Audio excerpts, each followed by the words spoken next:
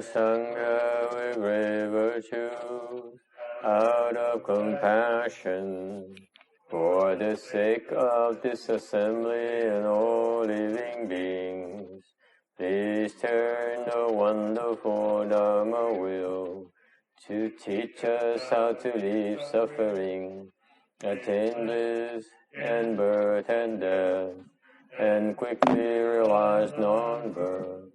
Hùng đến đại đức tận tình, vì thứ pháp hội cấp nhất thiết chúng sinh, kinh duyên diệu pháp luân giao đạo ngã môn, như á liêu sanh thoát tư ly khổ đạc lạc.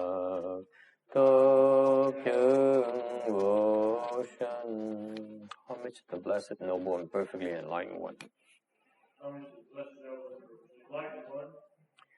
Namo Saranto Suchedo Ye Alahadi San Miao Samputo Se. Namo Tatakta Toya Daya Alahade Tamio Tambo Da Toa.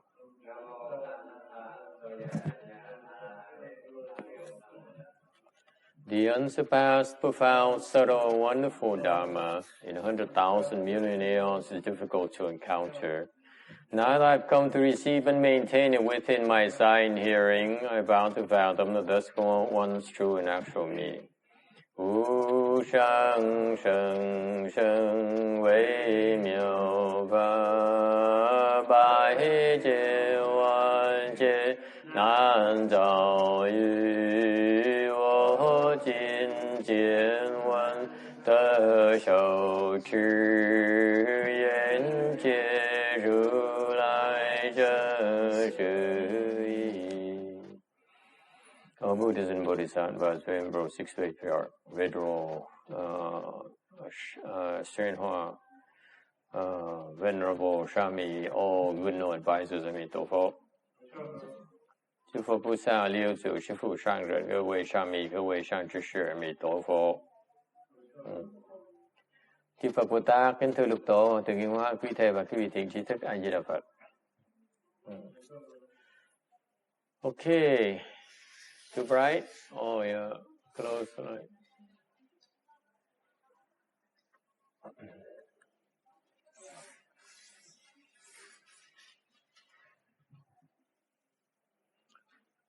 Today is the 9th of March 2013. We are in Rosemead to continue the discussion of the Vajra Sutra. 2014. Thank you very much. I stand corrected. Yeah, you get older, you tend to live in the past.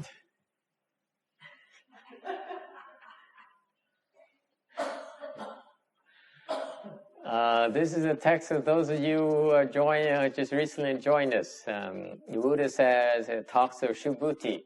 He says, the existence of a self spoken by me is no existence of self. But common people take it as existence of a self. Common people, when the Tathagata speak of, are no common people, therefore they're common people. First part is self and a common people. Self. There is a true self and a false self. Okay? The false self is what confuse people. Recognize. Có hai cái loại ngã, cái chân ngã với là cái dạ ngã. Cái ngã mà thường và là cái dạ ngã mà chúng ta biết đó là cái người phàm phu, vẫn còn cái chấp trước vào cái ngã. Còn cái chân ngã là của thánh nhân. Whereas if you become enlightened, then you are able to experience and function from the true self. That's the difference. The difference is that when you're confused, the false self dominates and makes confused decisions.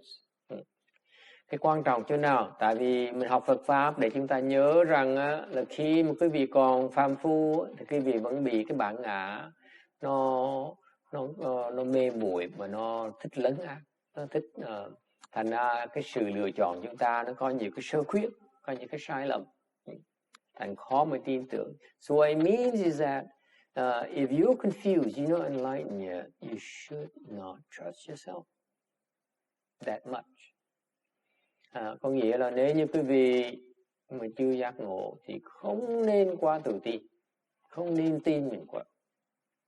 Whereas after you become enlightened, meaning you reach enlightened again for you, all of you, enlightened is not four-stage arahantship. When we talk about Mahayana enlightenment, is way beyond four-stage arahantship.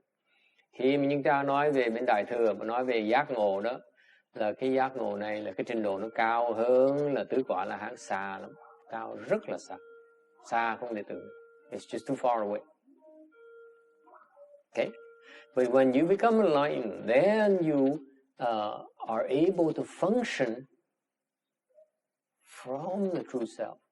Sau khi quý vị giác ngộ rồi thì quý vị có thể cái chân ngã đó, cái bản ngã chân kính của chúng ta đó, bắt đầu nó hoạt động, nó có thể. And then that's when you make good decision. Như vậy quý vị ít bị sai lầm. Any questions?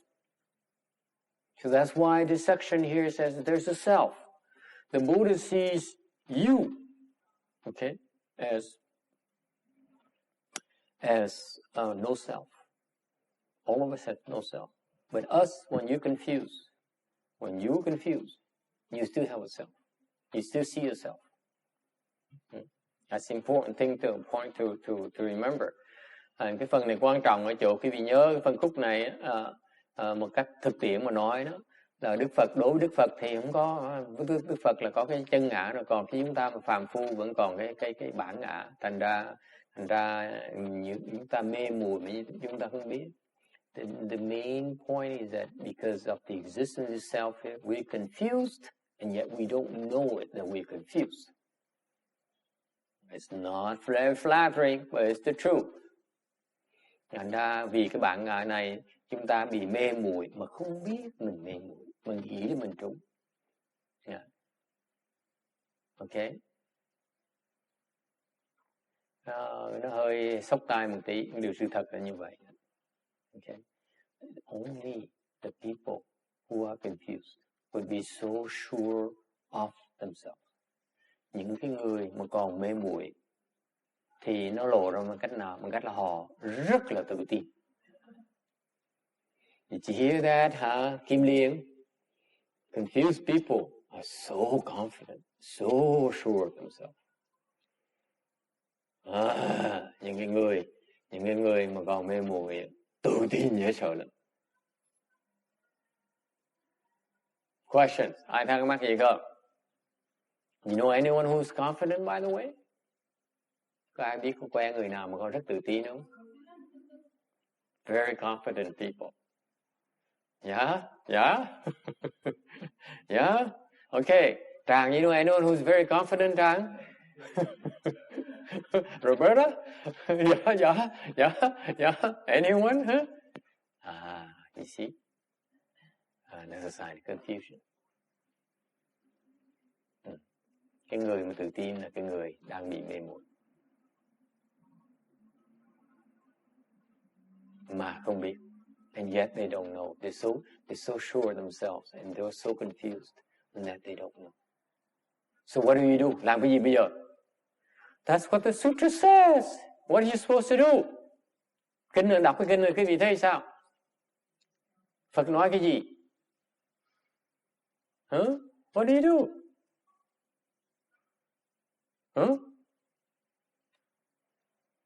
What do you do?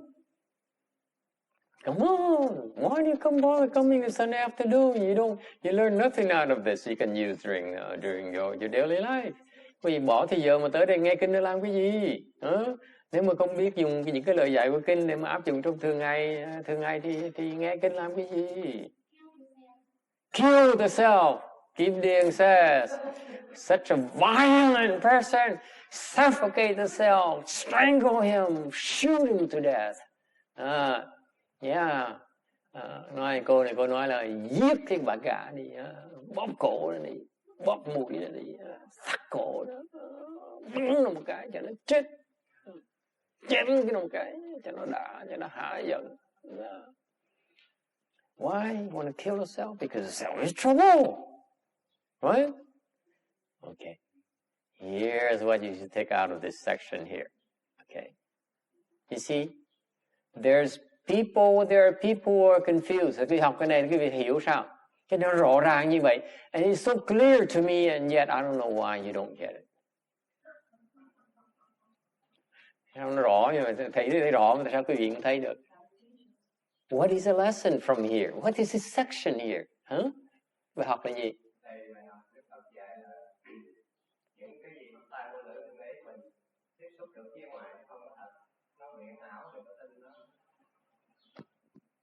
So?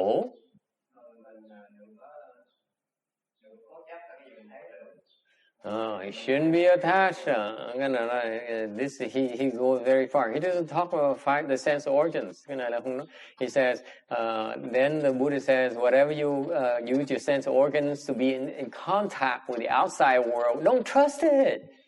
I said, well, he's not mentioning sense organs here. He's only talking about self. Thầy nói là, thầy trả lời là Đức Phật đâu có nói ngũ quan đâu, giác quan. Thầy Ngài đang nói về cái ngã. Yeah. Anyone else? The question is, what are you supposed to learn from this section? Right here, this section. Cái phần đó nó rõ ràng ngay trước mắt vậy. When you read this section here, 2 sentences. What does it tell you? What do these 2 sentences tell you? Đọc cái kinh là 2 câu thôi là quý vị hiểu ra sao? What does it tell you? Oh my God, you don't get it? Hmm? The self. The self is nothing. Yes? Yes? It's difficult to be a common person. You're right. You should feel bad about being such a common person. Yes? What else? Phải học gì nữa? Cả 2 câu thôi mà 2 câu nó rõ ràng trước mắt vậy. Có nghĩa là gì? You don't get it, do you? Okay, think about it. Be common.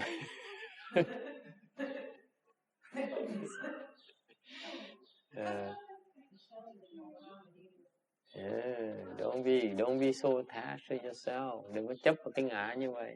Right? The first thing is that clearly, don't be so attached to yourself. Cái học đầu tiên là đừng có chấp cái bản ngã như vậy. Don't take yourself too seriously. Đừng có nghĩ mình quan trọng cái đồ như vậy. Don't think you're the center of the universe. You know? No? It's false. Your perception of yourself as the center of the universe is false.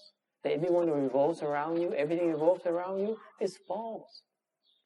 You look better after coming back from Korea. Must be Korean food. Yeah? No wonder all the men are now paying attention to you.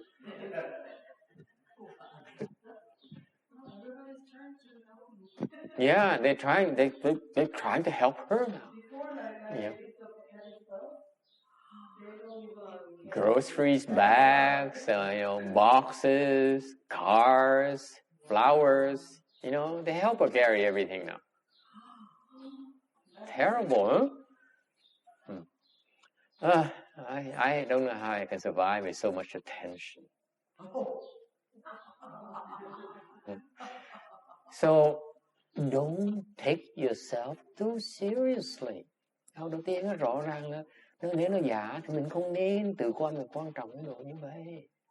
Okay? What else? What's the next obvious lesson? Cái bài học thứ nhì là gì? Remember, it's not that big of a deal. You're not that big of a deal. Nhớ là mình không quan trọng cái độ như vậy đâu.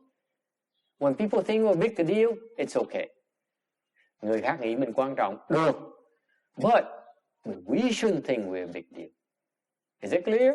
It's okay to applaud Master, but Master doesn't take himself seriously. Nói cách khác, nếu quý vị vỗ tay thầy á, thầy được. Thầy lúc bị được vỗ tay như vậy, thầy không được, tự quá mình quan trọng. Okay? Okay. That applies to monks too, you see? What else? That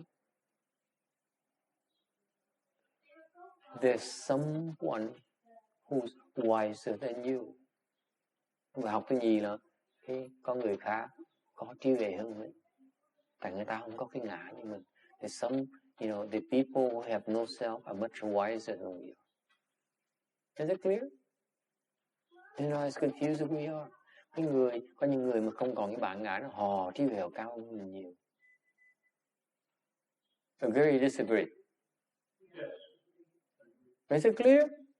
I mean, it's so clear here that there's some people like the Buddha. They have no self. Clearly, these people are far superior than we are. Những người mà không có ngã là cái người trí tuệ hơn mình sao?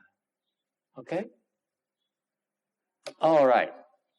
How do you get to know self? Làm sao mà tới vô ngã bây giờ? Okay? Okay. There's an anecdote. We're on slide 710. There's in a part of the country, there is no donkey. So someone thought it was a joke, brought in a donkey. Okay. Có cái vùng của cái nước đó nó không có lừa. Thành có một người khôi hài đem con lừa vào cái vùng đó nuôi. Okay.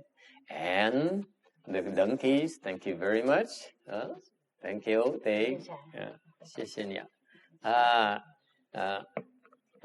So the donkeys multiply as donkeys do.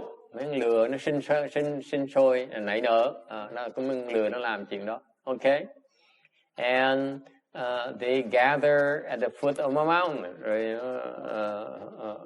nó tập tụ lại dưới cái chân núi á. And when you're near the foot of the mountain, what do you see? You have tigers. This happens in Asia, of course. Cái này bên Á Châu đương nhiên. Back then in Asia, there used to be a lot of tigers. Hồi xưa bên Á Châu rất nhiều cọp. And the tigers, this is the first time the tigers saw the donkeys. Lần đầu tiên cọp mới thấy được là mấy con lừa. Sợ quá. They were so frightened because they thought that these animals are just born and they're some kind of spiritual beings, and plus the donkeys would make a lot of loud noises and it scares the tigers away. Mấy con lừa nó còn la hét om sòm nữa, ồn ào lắm, khẹt ồn ào, thành mấy con cọp nó chạy. And the thing repeats itself. The same thing happens daily. Mỗi ngày nó xảy như vậy. So now the tigers get used to the monkeys. Với từ cái con cọp nó nghe con lừa nó la hét, nó quen. Okay? And so one day, the tiger he jumped in the middle of a donkey herd, and the donkeys, of course, they kick. Con cọp nó mới nhảy vào giữa cái nhóm của lừa đó. Con lừa nó xoay người lại nó đá and the donkeys only know one way kicking, so the tiger got used to it very quickly as well. Con lừa chỉ biết đá một cách thôi, đá một kiểu thôi. Tại con cọp nó quen rất là lẹ. And so they said, "Oh, is that all?" So the tigers finally caught the donkeys and ate them. Thành từ từ con cọp nó bắt được con lừa và nó ăn thịt con lừa. Okay? So the point here, có nghĩa là câu chuyện là sao? The point here is if you reveal yourself, people will eventually figure out your weakness. Cái câu chuyện, cái ý nghĩa là sao? Quý vị mà còn cái bản ngã là quý vị lộ ra đó. The nature of the self is that it likes to display itself. Cái bản tính của bản ngã là thích khoe, thích tự khoe. Does it ring a bell to you? When there is an ego, the ego says, me, look at me, how special I am, how great I look, how nice I sound, how important I am. Okay? The self likes to display and draw attention upon themselves. Like that Toronto mayor, come to think of it. Okay? You see, the self loves attention. Cái đặc biệt phải nhớ như vậy, cái ngã nó thích được người ta chú ý tới mình. Isn't it nice that people pay attention to us? Isn't it cool? Người ta để ý tới mình thích. Okay? And that's why when you reveal yourself, you draw attention to yourself, you eventually get into trouble. There's no two ways about it. Cái bài học này là cái gì là gì? Là nếu quý vị cứ từ khoe khoang, từ lè rẹt ra thì cuối cùng mình sẽ bị vào cái thế kẹt. Okay? You eventually get into trouble. The tigers will eat you. Cọp sẽ ăn thịt quý vị.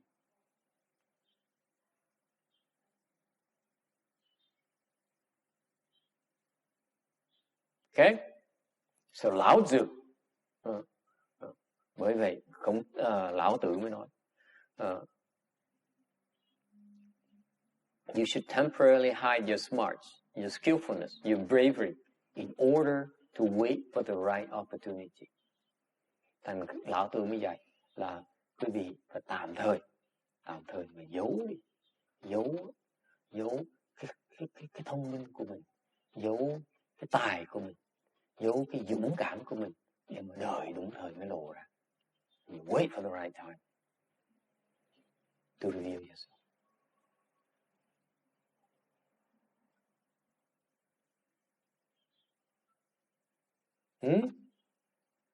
Does it help?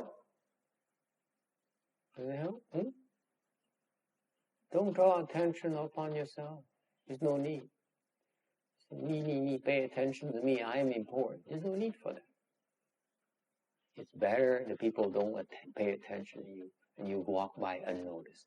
Thành ra thầy nhất là đừng né tránh là muốn người ta chú ý tới mình, nghĩ là mình quan trọng, nghĩ là mình đặc biệt. Okay. Đừng cứ né, đi lù đi né. Cái đó là trí huệ. That's the action of wise men. Questions? Ai thắc mắc gì không? Yes, ma'am. How will normal people do that? How do a young woman do that? I have a very, very good anecdote for you.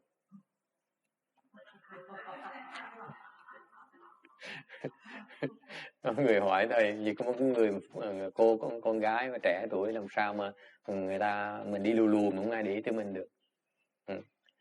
There used to be in China a big Dharma protector of an Arhat, a great Arhat. Hồi xưa có một cái vị Đà La Hán đó, La Hán kia, có một cái vị đại thí chủ rất là giàu, very very rich and very pretty, vừa giàu vừa đẹp. Okay, why is that? Tại sao như vậy?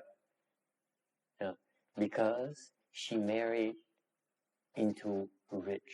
Tại vì bà nó đẹp, thành ra cưới chồng rất là giàu. And the husband is very old as well. So the husband died very quickly. Để ông chồng già cụ mà cưới cái cô đó, bà đã đẹp mà trẻ nữa, thành ông chồng sống bao lâu được hết, ông chồng chết cái để lại tất cả gia tài cho bà. And this happens a lot to a lot of women.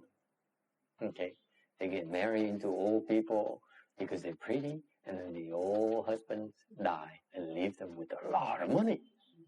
Like Heinz Ketchup, the late wife of John Kerry. She married into the Heinz family. She's from Switzerland. She came here on a master's degree. Okay, I just mentioned one person. I don't mean to, praise her or anything. It's just a small talk. Okay, so typically, this is what happens to a lot of people, rich people, is that the young rich family, women, they marry into rich. Okay, Heinz is different. She's not the most beautiful woman, but she has character. She's very smart. And her late husband, the Heinz guy, whoever he is, I forgot his name. He likes smart women. He doesn't like pretty women, but he likes smart women. very bright woman. Okay, that's why he picked her. She's not the prettiest, but she's very smart and lots of character. She has character. So anyway, so what happens is so this great eye has a great protector who's young and who's very pretty, who's very rich. Thành kể lại chuyện là người vị đại La Hán này có đi xưa bên Tàu nó có một cái thí chủ là rất giàu mà vừa trẻ vừa giàu vừa đẹp. Okay, and what does she want to do? She's seen it all. You see, she has everything she wanted. Giàu trẻ đẹp bây giờ làm gì? Cái gì cũng có rồi. She has everything, including all the men she wants. Đừng ông tới người ta dựng với cô dựng chứ đừng nói chuyện. So what does she want to do? She wants to cultivate. Những điều gì chị thích cái gì bây giờ? Khi có hết tất cả trong cuộc đời này. Remember, that's a third lesson today. If you have everything you have in the world, what do you want to do then? Cultivate. Not funny, huh? To some of you, huh? Yep. No sense of humor. Ngài bài học thứ ba là sao? Là những cái người mà giàu có mà có tất cả trên thế gian này rồi, họ muốn gì? Cuối cùng họ muốn cái gì? Họ muốn tu. Ít người có cái trí của hài như vậy. So she would come to the temple and be the greatest Dharma protector, this her teacher, and sincerely, vigorously cultivate. Cái bà này tới và giúp ông thầy xây chùa rồi giúp việc trong chùa, xong rồi tu hành rất là tinh tấn. But guess what? Wherever she goes, even in the temple, lots of men pay attention to her. Mà chuyện gì xảy ra? Những người đàn bà đẹp vào chùa vậy đó, vào chùa một cái mấy đàn ông khác chú ý tới. So what happens then? They all come and line up and court her. Họ sắp hàng tới ghẹo cô này. So what do? That's right. That's the same one. Well, you asked me what do you do? I say one way. So she was always bothered. Men call her. Men wait for her at the car, at the chariot. Men wait for her in front of the house. You know, they always men finding ways to sneak in. So what did she do? She came to her teacher and said, "Teacher, Master, I want to study, but these men will never leave me alone." Okay? And the master said, "Well, what can I do? They're also important." So she came home and she ruined half of her face. Incredible. So that she could cultivate. You see, Vicky, that's drastic, isn't it?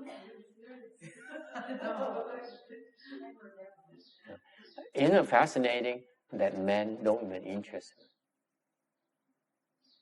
her? Can you believe it? How is it possible? What kind of cultivation is that?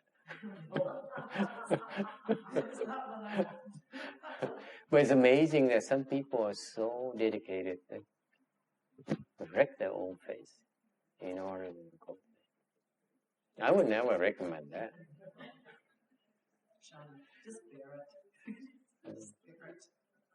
It's a test. You asked me if she ever came to ask me before she ruined her face. It's a beautiful work of art. Why would you ruin a work of art? Number one, right? It's an art of creation. Why would you ruin it? Nowadays, we have to go see a plastic surgeon in Beverly Hills. She doesn't even have to do that. It's a work of art. Đối với thầy nói chuyện cho vui, chứ đối với thầy thì không cần làm những chuyện đó. Mình đẹp là một cái năng khiếu của tạo hóa. Tại sao mình phá làm gì?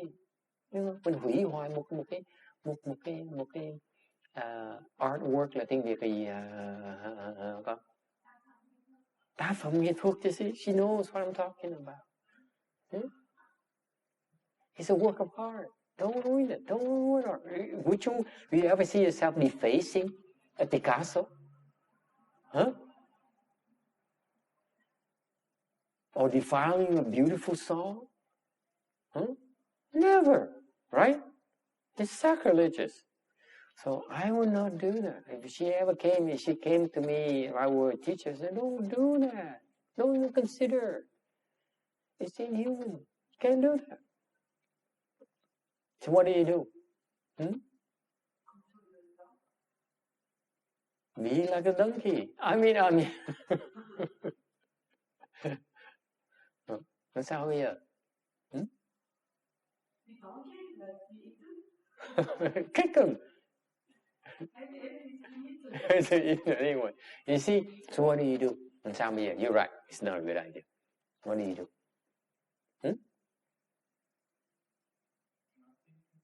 Nothing? What do you mean nothing?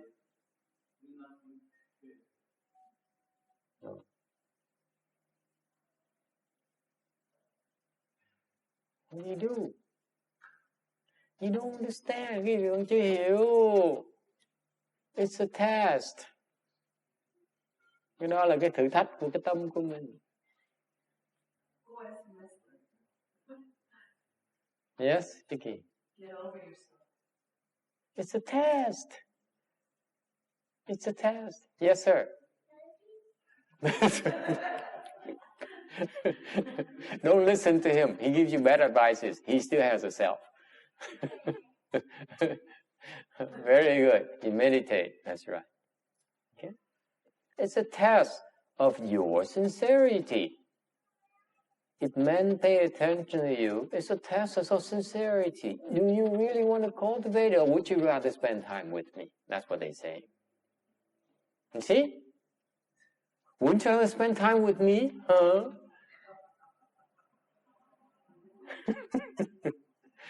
Cái gì thấy không?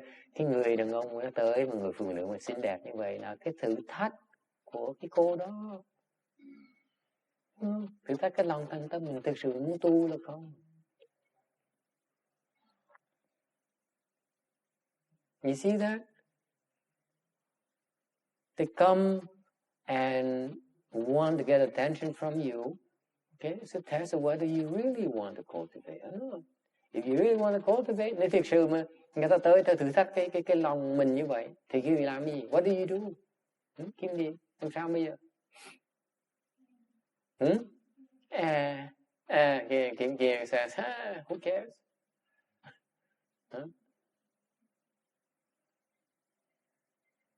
That's all. It's a test. You have to decide what to do with it. There's so many ways you can do with it. You shut the door on them. Tell them to go take a cold shower. All kinds of things. So many things, right? Vicky, you can think of at least 100 different things, right? Huh? Roberta, you agree? Easy. If you inside are so solid, are not moved by these people, why would it bother you? You only ask me a question because you moved by that, you like it. That's all. Nói cái khác, nếu như quý vị mà thực sự mà vững tâm vững thì người ta làm kệ người ta, sao mà đụng cái tâm mình được, đúng không? Làm đủ biết bao nhiêu chuyện mình có thể làm. Cười phẩy hoặc là mình quắt lưng mình bỏ đi, quýt mình bỏ đi, thiếu gì hết, đâu sao đâu, dễ. Okay.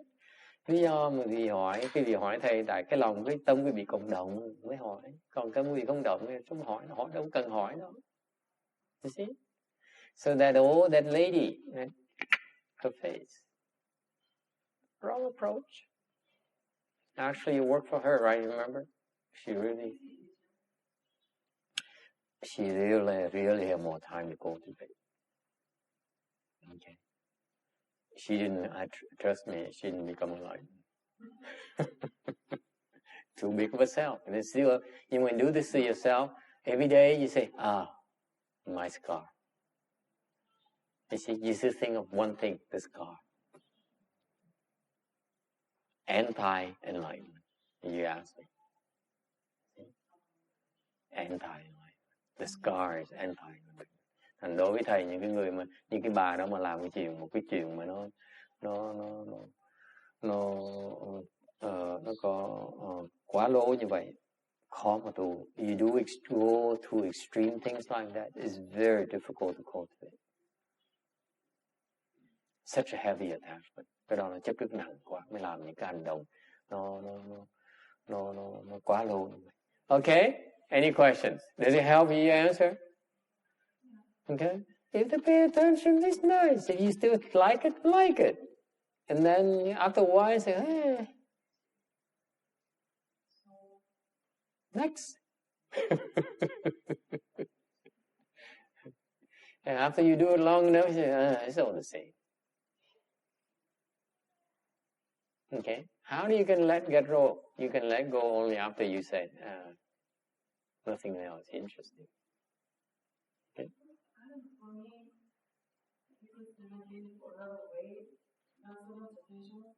Mm-hmm.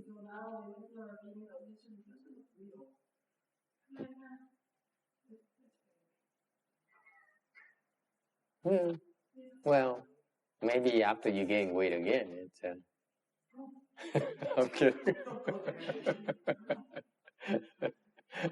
Funny. Now he laughs. He's so sleepy.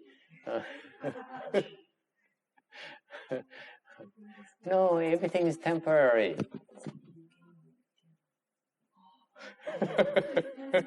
See how mean I am. See, people like to say, "Oh, Master, you're so mean." Yeah, of course I'm mean. Because I'm reminding you, you're so stupid, you're so attached. Okay? You don't need. If things, the point here is that it's only temporary. It's not forever. So either it's temporary, so either you enjoy it now because it's not going to last. Vì vì mình enjoy, don't get attached to it. Am I making sense to you? Thành đối với thầy, cái đó là mình mới hiểu rằng là nó tạm bợ thôi. Thành cứ chỉ có hai cách đối phó nó. Okay? If you know it's temporary, then you have two ways to deal with it. Có hai cách để mà đối phó nó. Number one, enjoy it and expect it to end. Okay? Thứ nhất là cái vì cứ vui chơi với nó mà biết mà mình sửa soạn chuẩn bị để nó ngừng lại. Tại nó sẽ không bao giờ lâu hết. It's not forever. Okay? Since it's temporary, so even the enjoyment is temporary. What's there to worry about? Thì ngay cái thú vui mà nó cũng chỉ tạm bợ thôi, tạm thời thôi. Don't attach to the enjoyment. Right? It's there, but don't attach to it. Isn't it real? Huh? You can pretend it's not there. I don't like it. I think it's there, but I know it's temporary. Okay? That's Mahayana. Cái đó là Đại Thừa đó. Then Hinayana says, I'm above this. No, you're not. If you still say I'm above this, you're not above it. Okay? What's number two? Number two? He said, why should I move myself for 5-10 minutes and then it gets old? What for? So you drop even the enjoyment itself. Cái đó cái gì? Là mình nói, tại sao mình từ dao động, mình cho phép mình dao động làm cái gì? Tại mình 5 phút sau nó sẽ hết, mình sắp 5 phút sau nó chẳng có gì hay hết. Thì tại sao mình để cho phép người ta dao động làm cái gì? So you see, the second approach, he said, it's going to agitate me, move me for a very short duration. Why should I let it happen? Right? Yeah, you can choose two ways. Either way works, because eventually it stops. Okay? So this is what typically happens. Typically happens, you let it move you, and then eventually, it won't be long before you say, Master is right. It's no big deal. So it no longer moves you. And then you understand the temporary nature of things. Master is right after all. Master Yung Hoa is right after all, text says. My gosh, it's not as great as I thought.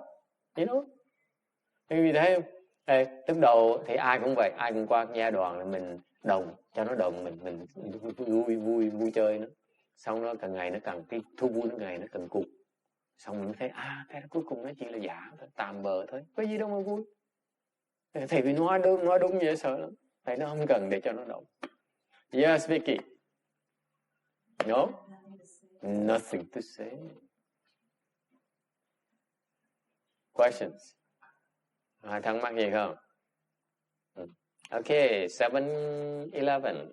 Wow, it sounds Rings a bell. 7-11. I heard it somewhere before.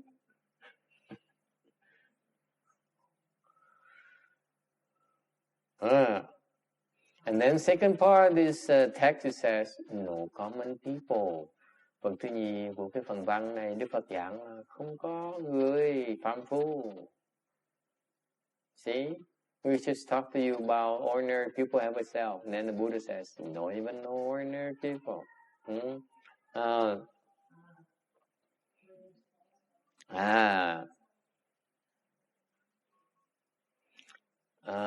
I don't think we need this. This is explained already. You see, that's how I get rid of the things I don't want to talk about.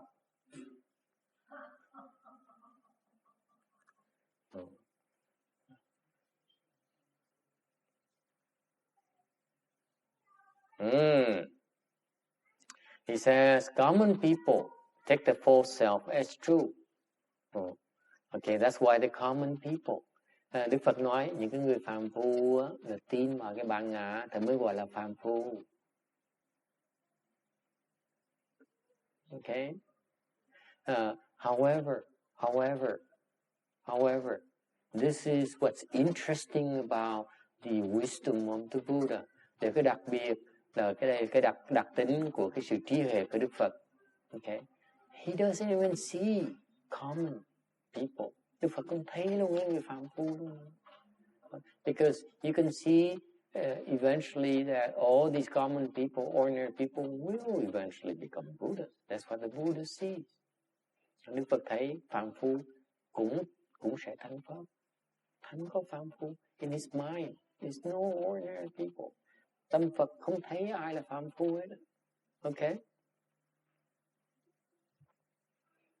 All of us have the Buddha nature, and we all can become Buddhas. Okay? Tất cả chúng sanh đều có Phật tính và trong tương lai sẽ thành Phật. And that's what the Buddha says. He says, only because of false thinking and attachment.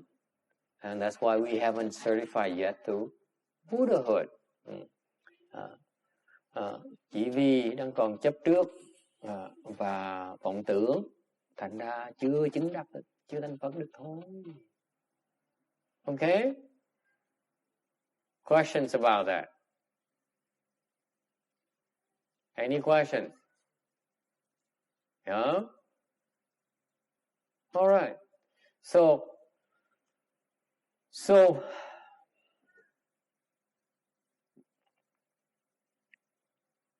the two things that prevent us from realizing our true potential. Nói cách khác, có hai cái chuyện mà hai cái khía cạnh mà làm chúng ta chưa đắc được quả Phật. Okay? What is it? False thinking and attaching. Hai cái sai lầm chỗ nào? Thứ nhất là vọng tưởng, thứ hai là chấp trước. See, that's easy. All you have to do is get rid of your false thinking and get rid of your attachment. You're Buddha. Chỉ bỏ cái vọng tưởng, cái chấp trước là thành Phật này. It's like the false thinking and the attachments are like the dirt outside of the Buddha statue. You wash it. That's all you have to do. Drop it. Bỏ nó, sẽ thành. You become your true self. Okay? Any questions? Yes. So, if there's a false thinking, is there any divine thinking, and how do you differentiate false thinking from the divine transmission? True thinking. You mean the opposite of false thinking, yeah. Right? The opposite of false thinking is not divine. Opposite of false thinking is true thinking. Okay? The divine thinking is still called false thinking for your information. Có người hỏi cái vọng tưởng với là cái thiên ý nó khác nhau chuyện nào. Thì nói ý ông nói không phải thiên, ông nói là thiên ý là nó đối ngược lại với vọng tưởng. Không phải, cái thiên ý vẫn là vọng tưởng như thường. Ok. Thành ra cái đối ngược của cái vọng tưởng là cái chân tưởng. Alright. So what is how do you get rid of what is the difference between false thinking and true thinking? Does anyone know? Ai biết cái sự khác biệt giữa cái vọng tưởng và chân tưởng không? That's a good question. How come you didn't think of this question? Yes.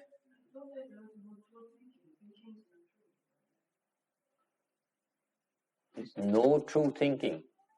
Shana says, from all her Korean food she ate in Korea.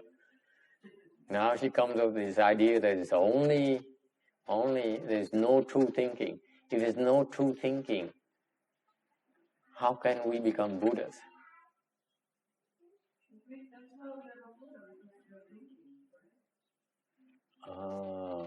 There's some truth in there. See? Miss Korea understands now. I thought I would mislead her, but she's, I'm not biting. You see? See what I mean? If you firm in your resolve, how can I move you? If you know what it's about, how can I move you at all? See that? If they come at you and say, you can't move me. See that? The proof right there. You get it now? How young women should handle it? And you know what?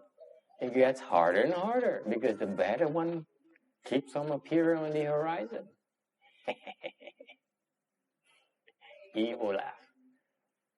Okay? Anyway, it's just between us.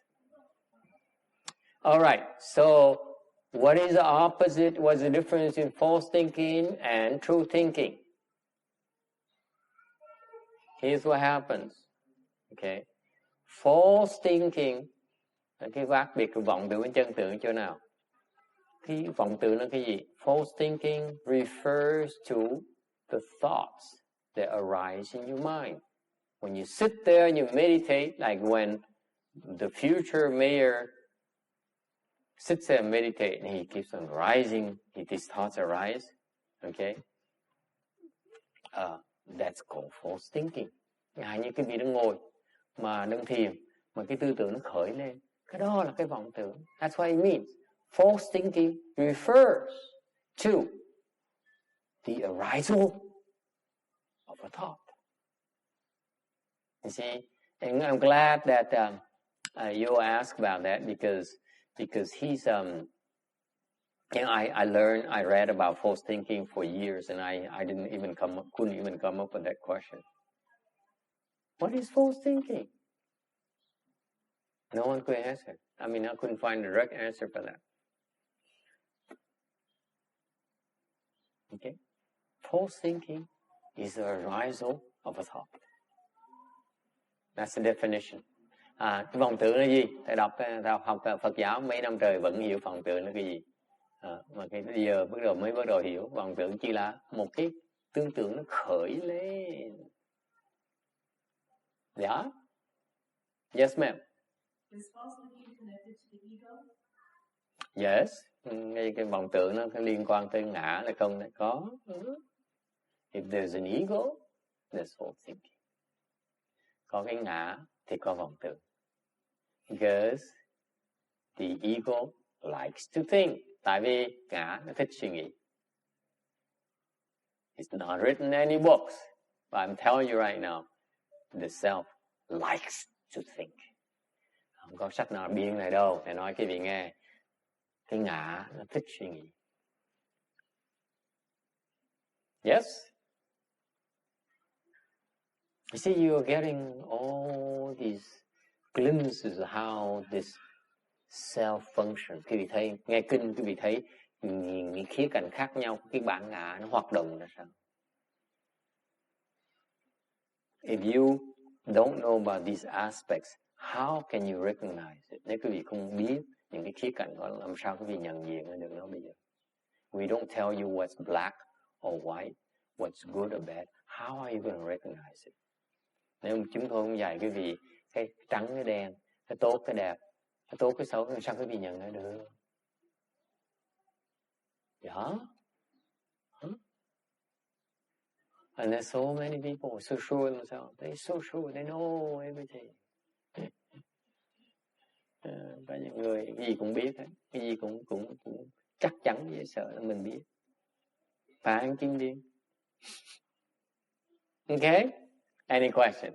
So, the arisal of thought is called false thinking. Thật quý vị nhớ, một cái tư tưởng nó khởi lên, cái đó là cái vọng tưởng. So far so good. What is true thinking then? Cái chân tưởng là cái gì? What is it? Vicky. What is true thinking? I give you a definition already. Yes. No thought. No arisal. It's that simple. Isn't it beautiful?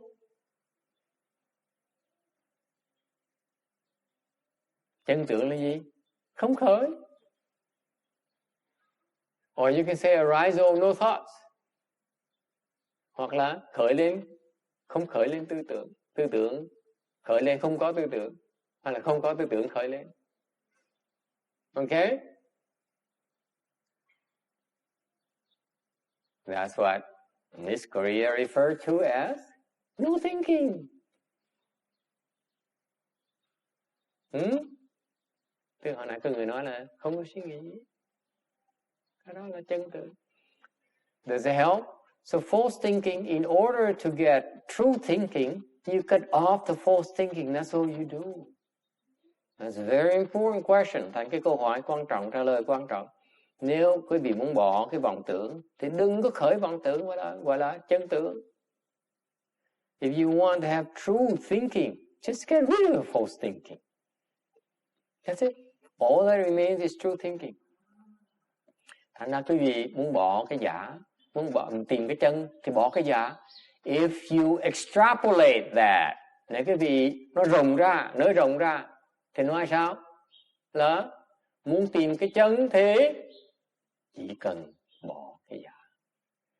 You extrapolate that, broaden that concept. Okay? In order for you to find the truth, what do? You get rid of the false. Beautiful. That's cultivation. Là tu hành chỉ như vậy thôi. Mình nhận gì nó giả, mình chắc cái phục. So what's cultivation is about? You see it's false, you cut it off. So, all that remains is the truth. Tất cả nó còn lại chỉ là cái chân thật. Questions?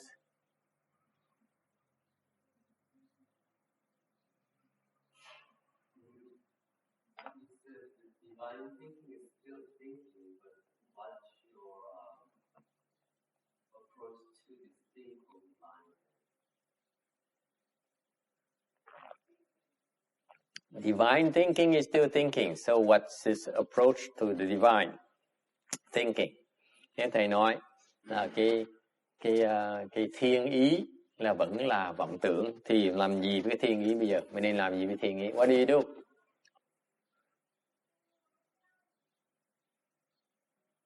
Anyone? You know, when you speak Dharma, they're going to ask you all kinds of questions like this.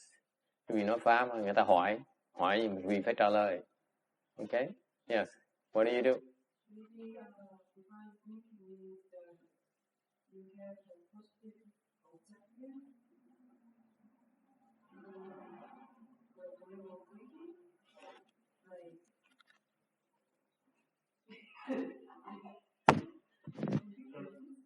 so like I'm going to meditate. This is like divine thinking. Yeah. I'm going to register that into divine thinking. You don't know the right thing. Yeah. Because of the divine objective. What is?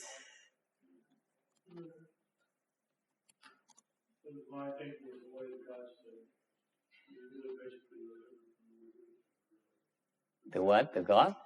What? Okay, God is divine. That's meaning of divine. Okay. So God's they think so that's divine thinking. Yes. So what's the big deal? What's the difference? What's the difference? Is there no difference? Shouldn't think there's a lot of difference. Maybe slightly less Mm-hmm. still under affliction. Yes. So it's still false thinking. It's still false thinking. You buy that? Nói là cái trời mà suy nghĩ là chỉ khác người nhân gian suy nghĩ tí xíu thôi, nhưng mà cũng là vọng tưởng, cũng suy nghĩ như thương. Huh? Yes? No? Disagree? Yeah? Yeah. Well, don't gods relate to a certain level of consciousness? When we talk about the gods, there's a certain realm. Yeah, there's a God realm. Yeah, yeah. So there's a certain level of heightened consciousness of divine, but our approach is to keep going. It's a good place to be. You work it out among ourselves. I wait. Okay. It's better than being down in the really human realm, but our goal is to keep going after that level. So divine is a good place to be, but we want to keep going. So I guess my question is, divine is still the false, divine is still the false thinking that still involves ego, right? But my question is how do the Buddhist approach to this God? I think that's more like a. It depends on who you are. Okay. You see, when people ask questions like this, you need to find out where they're coming from. What he's asking about divine thinking, what should you think of immediately? What is divine thinking? Why is he asking about divine thinking? Right? Don't try to answer it yet. I'm waiting for you to fall into the trap. He answers something you don't know what he's asking about. Why would you try to answer it? Okay? The way that he asks about divine thinking, he says something superior to ours. What is that? Find out. What is he after? Is it better thinking? Is it superior thinking? Okay, of the gods? Because traditionally people look at, the culture, Asian culture in particular, look at divine thinking as superior, as an order, okay? As a faith, as an edict, okay, as a command, okay, all those things. But you better clarify. Why would you try to answer this? You all are jumping at his throat. You don't want what he's after.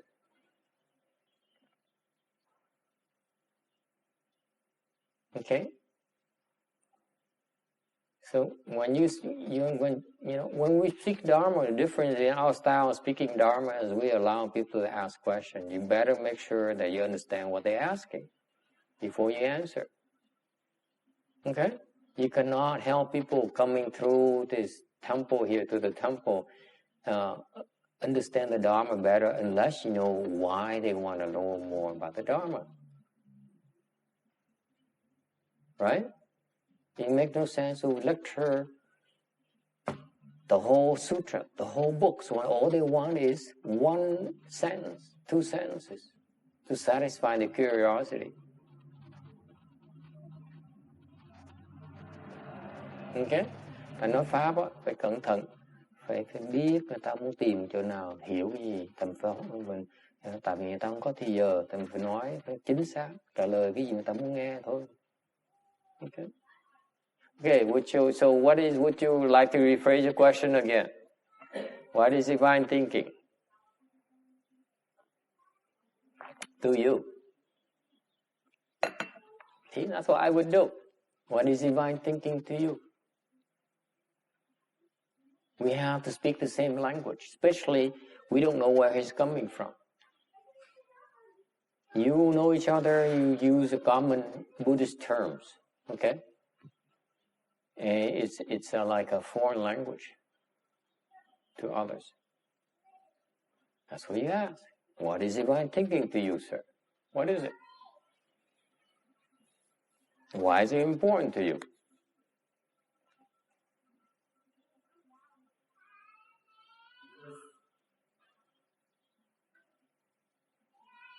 To me, like, I definitely believe in God. Mm-hmm.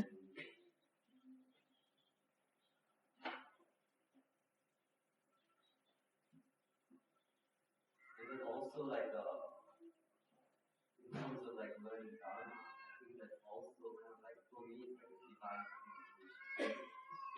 So it's like maybe I'm not understanding divine correctly, but I want to know like what's the definition of divine concept like the Buddhist approach to divine. Is there a God? So basically, is it fair to say that you believe there are superior beings like a God that know better and better than you, right? I can call that true self, like we talk about true self. But is there a difference between divine and true self? Maybe that's my question. Okay. The Buddhists recognize the gods. The gods are the inhabitants of the heavens. The heaven dwellers are the gods. Okay. But there are many different kinds of gods. The Buddhist has very precise notion of gods. The gods are there are certain gods that dwell in certain areas of the cosmos. Okay? They exist in those planes. They have the planes of existence called heavens. They exist in. That's why they call gods. We are called humans because we dwell in a lower level, in a plane of existence. That's why we call human beings. Similarly, there is something called animal realms because they're animals. They dwell in what is considered in Buddhism a lower realm called animal realm. And there's something called the hell, which is a much lower level. All right? So different planes of existence. Does it help? So God simply are the inhabitants of a certain realm. That's all there is to it, to the Buddhist. So far, so good. We acknowledge their existence. We learn about them.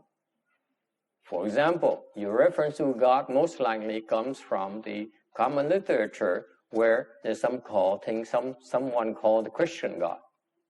Okay? Especially in people in the West, they recognize the Christian God. You go to India, they recognize many more deities. Okay? Vishnu. What else? Vishnu. Huh? Rama. Shiva. Huh? So the Indians, they have many more gods. Okay? And those gods, actually, the Buddhists also recognize them as gods. They happen to be dwelling at different heavens other than the Christian gods' heavens. You see how precise we are. So far, so good. Cái gì nghe con hiểu, người ta hỏi thông thường câu hỏi về cái thượng đế, cõi trời đó sao? Thế đó, cái Phật giáo mình cõi trời, mình công nhận có cõi trời, có nhiều cái cõi trời khác nhau. Thì người mà Tây phương ta biết cõi trời của thượng đế là một loại cõi trời thôi. Bên người Ấn Độ có nhận ra nhiều cái ông trời khác, chẳng hạn như là Vishnu, Rama này nọ, thì những người đó là Phật giáo công nhận là có, cũng là cái cõi trời khác, cái cõi trời thượng đế rồi. Thành Phật giáo mình ấy, nhìn cái thiên nhân nó rất là chính xác. So the Buddhist understanding of the God is much more detailed than the other religions. Our description of the cosmos is a little bit more detailed than the other guys. Okay, whether you believe or not is your problem, your decision.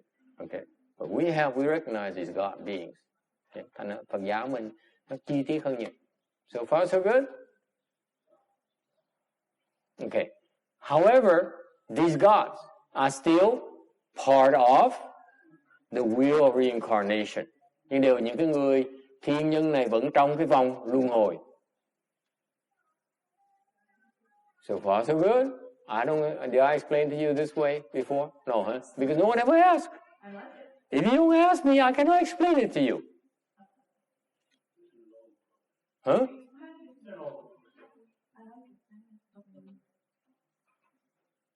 Okay, so these gods, the different kinds of gods throughout the cosmos, the Buddhists look at them and say, you are gods, you're different plane of existence, but you're still within reincarnation, because these gods change place. They move from heaven to heaven. So it's like we move from Korea to America. And back. And back. And go back. And back and forth. We can make up our minds. Okay, you see that? So it's the same thing. The gods move from heavens to heavens. That's no known fact outside of Buddhism. We the Buddhists recognize that gods change places. They move, they migrate. Just like we do. Does it make sense to you? Does it feel intuitively rational to you that if we move, so can the gods? You like that text? Isn't it beautiful? Huh? Oh, that's why he came from Texas to California. And he's thinking about returning to Beaumont. Wow. Not Beaumont, but Dallas. You see that? So far, so good? Yes. Another question,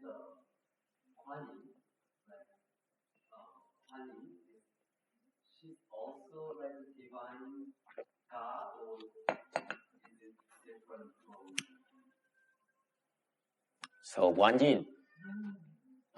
Is she a different God or what? Nên thầy nói là cái thượng đế, những cái cõi trời thiên nhân á, đối với Phật giáo mình vẫn còn trong vòng luân hồi. Mình công nhận họ sống từ những cõi trời khác nhau, thì họ vẫn trong cái luân hồi như thường. Thì có những cái loài người trời đó, ở những tầng trời khác nhau, thì những người trời ở tầng trời đó họ cứ di chuyển, họ đi chuyển từ tầng trời này tới tầng trời khác, giống như loài người di chuyển từ nước này qua nước khác, chứ nó chắc khác, nó vẫn trong luân hồi hết, không thoát được cái luân hồi. Thầy trả lời được ha? Thầy mình trả lời nghe, tức là cái ý ông muốn hỏi là cõi thiên nhân có gì đặc biệt không? Mình không có gì đặc biệt đâu, thấy không? Mình không cần trả lời thẳng, mình trả lời nghiêng cho ông thấy. Ông quan trọng cái thiên nhân, mình nói cái thiên nhân có gì đặc biệt đó, ông hiểu ngay lập tức. Thì ông chuyển qua câu hỏi, ông hỏi bây giờ Quan Âm là sao? Thấy trả lời không? Người ta hỏi mình phải trả lời cái sự mong muốn người ta hiểu biết, mình mới trả lời giúp người ta được chứ. Okay, so what about Wan Yin? Answer his question. Why must I talk all the time? Give me a break. I'm going to have my cup of tea first. Yes, sir.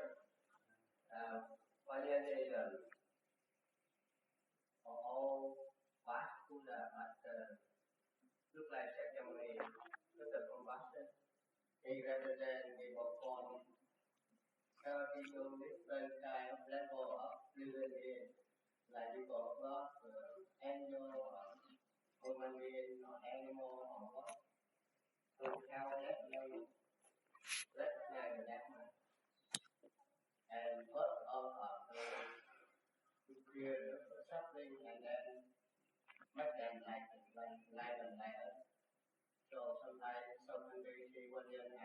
Some community want a king, she appear a king, so prime minister, and influence so the power to spread the left. Sometimes she become a woman, influence woman to spread the whatever community want a woman. She represents of the way to spread the left and look like technology. Yes? Does that help? Sir, would you like to add to it? You're going to have this kind of question often. How are you going to answer it? I showed you how to answer the God question already. Now I answer the Guan Yin question. Buddhism, the Bodhisattvas is another realm from the gods. So the Bodhisattvas are actually enlightened beings, but the gods are not actually enlightened. Typically anyways. So the Bodhisattva realm is another whole other realm. The Bodhisattvas are also beings, but they in wisdom place them higher up than the gods. Yes? So then honey is not divine. Yes. How would you answer the divine Guan Yin question?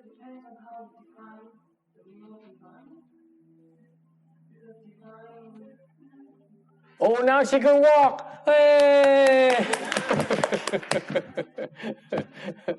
She almost crippled herself last week. Oh my God. Yeah, I don't know how she did it, but and she couldn't even walk last weekend. I don't know. Doesn't matter.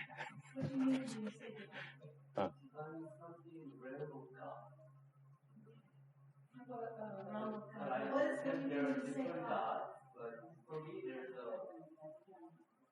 maybe it might be my misunderstanding, but I see Buddha as God. Aha! Now the truth comes out.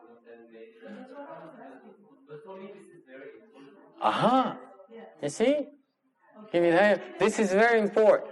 See, I appreciate the question because people come to your Sharia exhibition. This is their mindset. How you answer this in five minutes? How do you answer the Vietnamese guy? We went to the temple yesterday. Okay, they have a similar kind of mindset, especially the woman looking at a koi fish. That's all they have. That's all they got. How you answer these people and help them reorient them. You see, yesterday you missed it. We went to the temple. You weren't there. Okay, some of people were there. David? Yeah. And there's a woman, Vietnamese woman. She came because they have a small pond that has some koi fish, and so she stood there for about 20 minutes. And so I was curious. I walked over gently. No one noticed I was walking inch by inch, and then I moved north and south. And finally, oh, there you are. And I asked her, and she said, I go to the temple because I want to look at the fish. My children only want to look at the fish. Okay, cứ để tự nhiên, cái đi chơi tự nhiên sao ấy. It's okay. When my master was lecturing, the boys were laughing and crying and screaming, and he used to be jumping from bowing cushion to bowing cushion, and used to drive all the women crazy. It's okay. It's okay.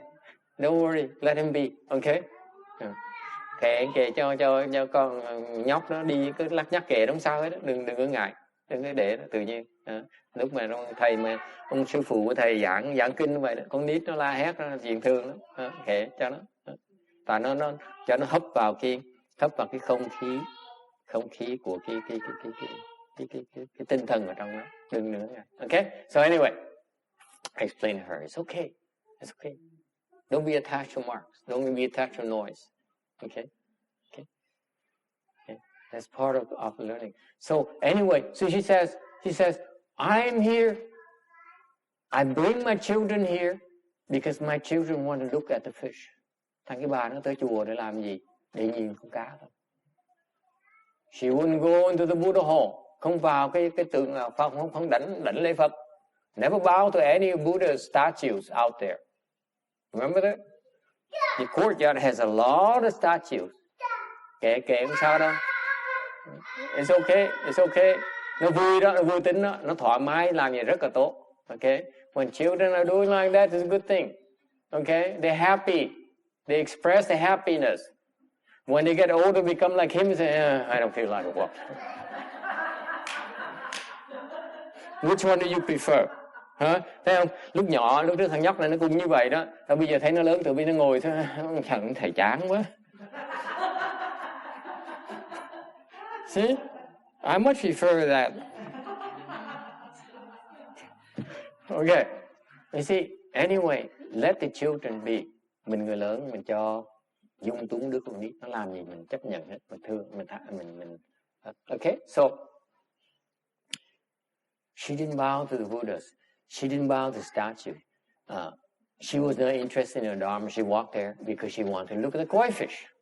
And then she looked for 20 minutes. She just said, oh, mother. The mother and her 2 or 3 children. I don't remember anymore. Mẹ, mấy đứa con 2 là đứa 3. David's extraordinary power of observation. I asked her, how many children she had? She had, I asked 2 or 3. I'm very precise, 2 or 3.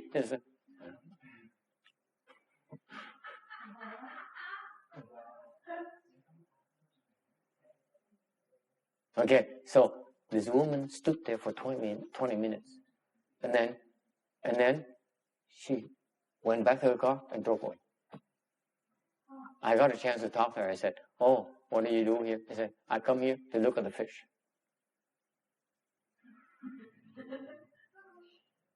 I said, oh, that's very nice. That fish there is $5,000.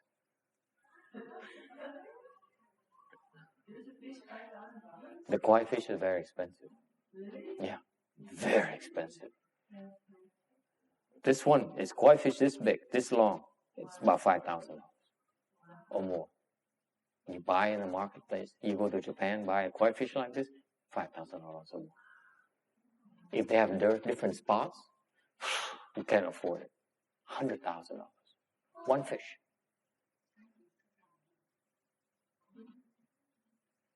Even mayors cannot afford it. One fish. And there are Chinese people and Koreans and Japanese people would buy what kind of fish.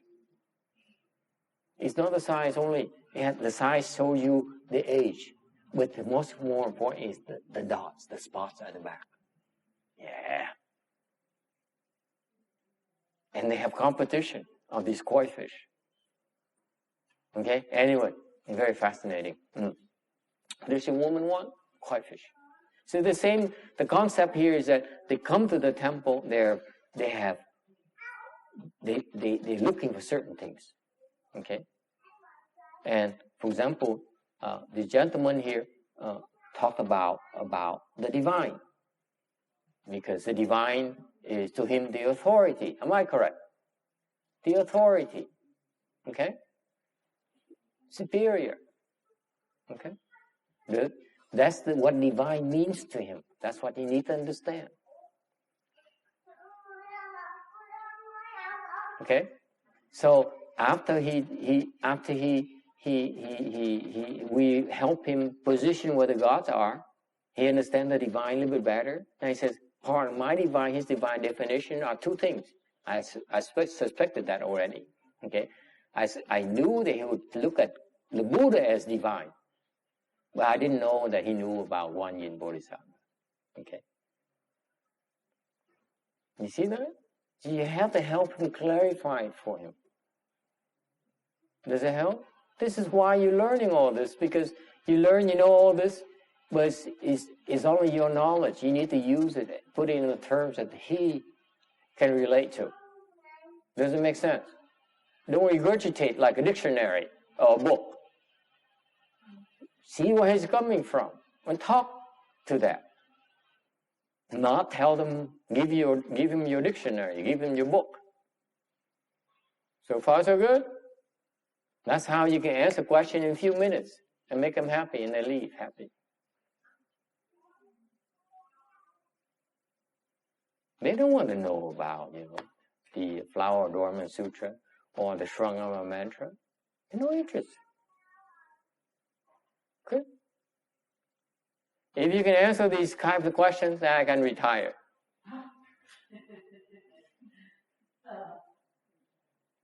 Retire. I go travel the world for a change. Go to Paris, Korea. Yeah. Go to Korea for a change. I've been to Korea. Malaysia. Vietnam. Anyway, so what is one yin? What is the Buddha? They're divine to him. You see that? We clarify the gods and the Vishnu to him already, but we have to clarify the one yin and the Buddhas. Where is that their place in his view of the divine? Thấy không? Mình phải giảng theo cái nhu cầu người ta muốn hiểu. Chứ đừng có giảng cái hiểu biết của mình. Hiểu biết nó quan trọng. Oh boy, it sounds good. It sounds like, you see, you recognize yourself, boy, a few years ago? Mommy! Disgusting. Now we can say, 小东西很可恶. Okay, see that? So how do you help him understand the one yin and the Buddhas? Yes. First of all, I think that we can make a common understand what is Buddha, and then definition what is Buddha and what is divine. So when Shakyamuni enlightenment is, he recognized that all nature we see and all Buddha nature, Buddha what Buddha means.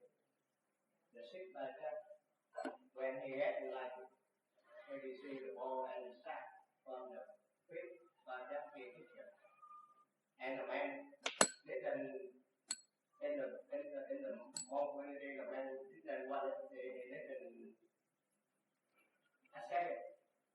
He wanted to come back, he wanted to take back the sack and the ball of certified, the certificate of enlightenment.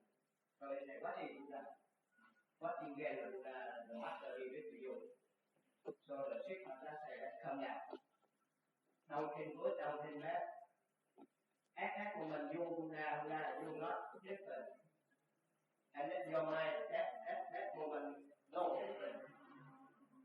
So that is Buddha.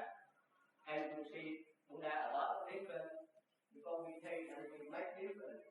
But the Buddha nature, all us, and Shakyamuni or Manjan or God, everything has Buddha nature. The same. When you don't think good, don't think bad. When the God don't think good, bad and think good. When the God or the deer or a woman or a man don't think good and think bad, that's one we are Buddha. But we not keep that long. We ride upon the thought and we create the karma, we create different consequences. So God one man form anything human being because of the karma different, we create different forms. But in Buddha nature nothing. When your mind not in good, nothing bad, if you keep it long enough, you stay on that all the time. We call Buddha. That's called Buddha, Buddha nature. But we see Shakyamuni, Amitabha, medicine Buddha different because when they go to bed, they make different calls of virtue, of good things, are different. So they have a different world, different body, different look. So divide into someone. What's wrong with his explanation? What's wrong with your explanation? I just told you, I taught you already, and you don't remember. What did I teach both of you?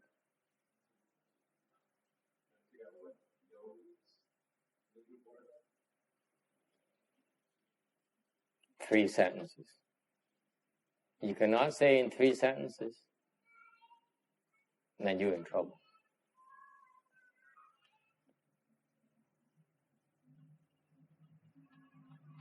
You talk too much.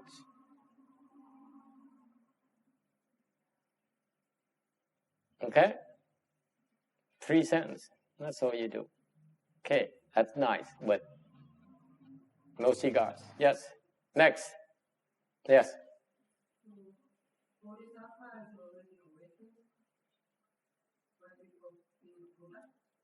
Hmm?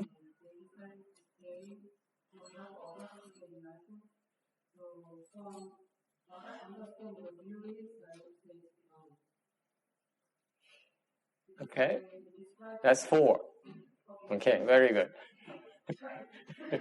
Next. The concept of divine is not exactly coming from the Buddhist framework, so I think you can just learn about Buddhism and then later decide how he wants to use that concept for himself.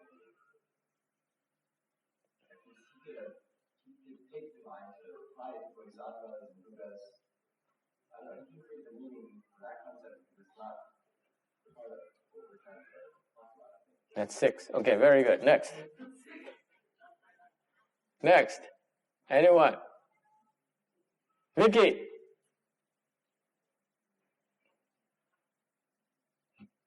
In our basic Christian construct, divine is as high is what we aspire to. As a Christian, you aspire to get there, to the level of divine.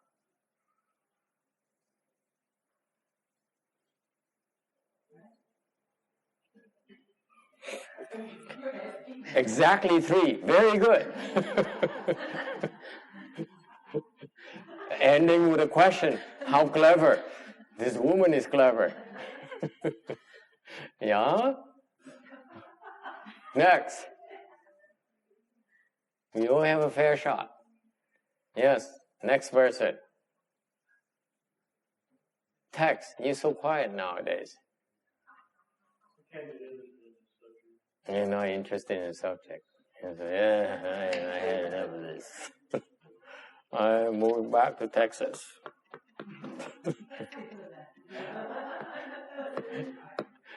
That's 2.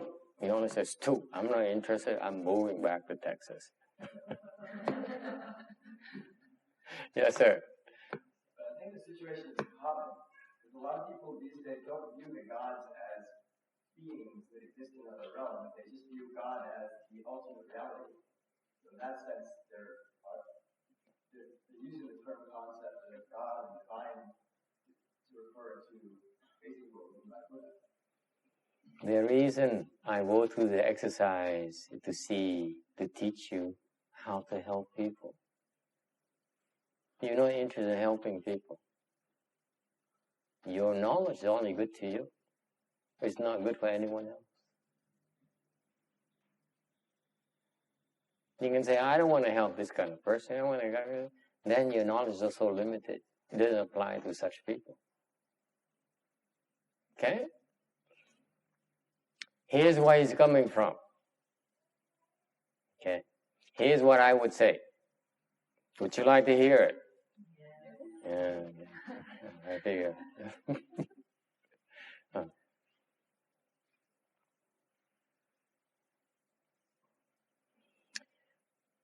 The one yin and the gods the one yin and the Buddhas are higher realms than the gods in Buddhism.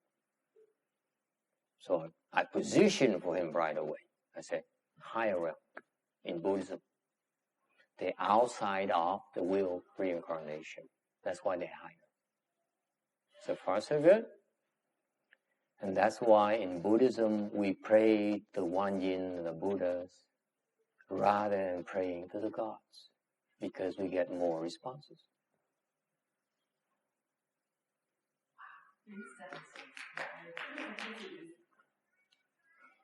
Yeah. I should not take it seriously. I'm not. Does it help? This is why the Buddhists do it. We learn about these beings so that we know that when we're in trouble, we call to them for help. And when they say things to us, we pay more attention. That's why. Okay? That's why a lot of Catholics, when they learn about the one yin, and they got in trouble, they pray to God, and then they pray to Guan Yin, they got a response for Guan Yin. And that's why they keep on praying to Guan Yin when they're in trouble.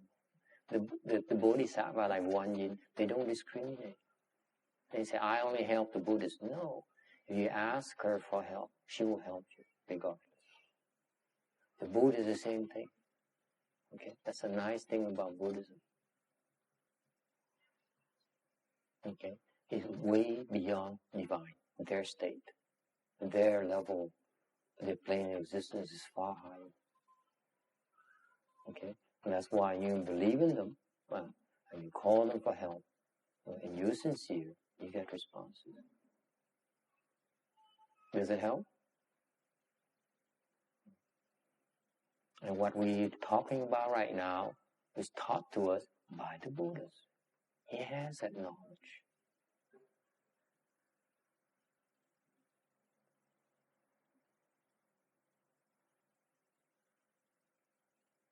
Question, ai thắc mắc gì không? Cái người này, người ta hỏi về những cái quan niệm và bên ngoài Phật giáo người ta quan niệm về thượng đế với thần thánh, thì lúc mình giảng pháp mình giảng theo cái quan điểm của họ để cho họ thấy được là cái sự khác biệt. Xin lỗi quý vị, cái khác biệt bên Phật giáo mình với người ta ra sao? Người ta là ta muốn biết về thần thánh, thượng đế, tại ta tin những cái gì đó giúp đỡ được cho họ.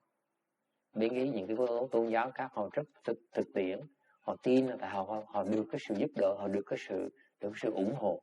Thành mình giảng người ta biết rằng là bên Phật giáo mình cũng có cái lòng tin như vậy, để mình tin cái đấng như bấn Bồ Tát, bấn Phật thì cái cảnh giới họ cao hơn nhiều.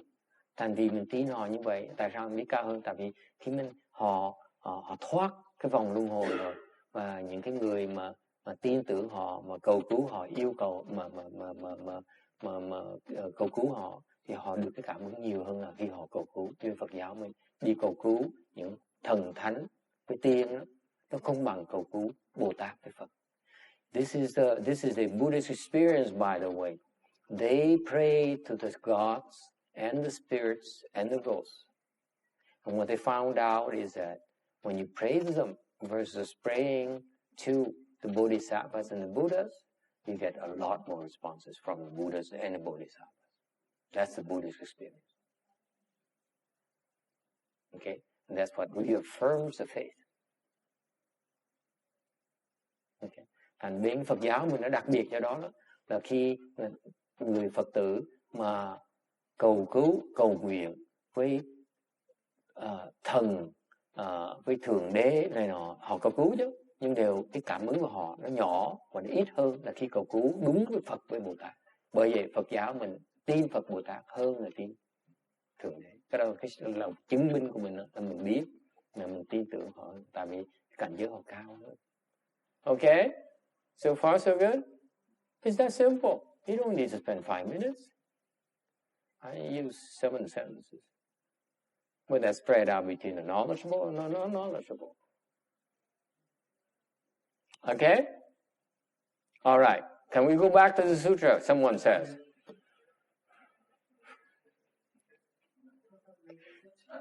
Okay, going back to slide 711. Trở lại tấm 771. Okay? The Buddha regards all living beings. This is what's interesting about the Buddhas and Bodhisattvas, by the way. Đây là một cái đặc sắc khác của cái địa vị của Phật với Bồ Tát. Okay? In their heart, they look at all living beings as their former fathers, mothers, and as future Buddhas. Trong tâm của họ nhìn tất cả chúng sanh là bằng bậc cha mẹ của mình. Tất cả chúng sanh đã từng làm cha mẹ của mình, và trong tương lai cũng sẽ thành Phật. Look at the incredible wisdom. People look at this as yeah. You know, Texans would say, yeah. You Buddhists are crazy. Okay. I'm offended by that. I resemble that. Okay. But isn't it fascinating? I mean, isn't that the normal, the typical reaction though? When I first read this, I said, yeah. Me too.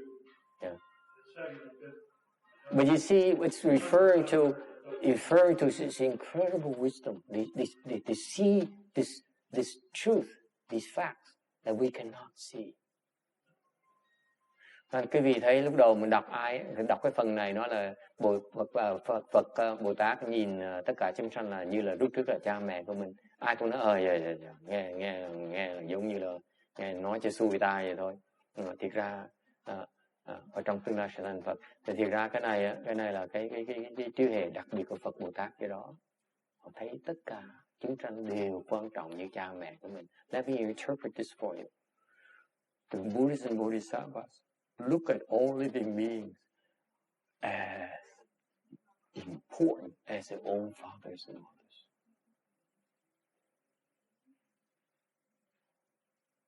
Isn't that incredibly wise? Quý vị thấy đặc biệt dễ sợ. Hay dễ sợ?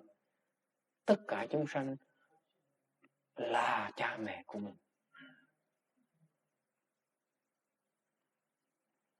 I know a lot of monks and nuns who only look at themselves and I don't care. Serve me. I'm a left-form person. Help me. Make offerings to me. Okay? There's no wisdom in there. Có những cái người xuất gia, rất nhiều người xuất gia, cái quan mình là quan trọng lắm. Ngồi đó mà tôi về phải phục vụ cho ta. Ta là người xuất gia. Tôi là thầy, tôi là cô, thành quý vị phải phục vụ cho tôi. Ở đó không có trí huệ ở trong đó. No wisdom there. Đó là stupidity, đó là ngu si chứ không phải là trí huệ. Okay? They don't understand Buddhism. Những người đó không hiểu Phật Pháp là cái gì hết.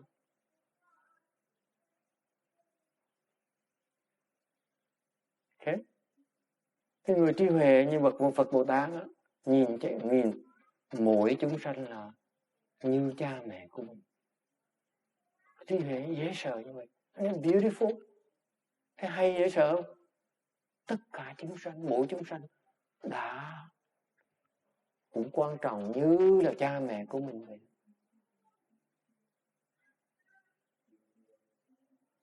It's so profound.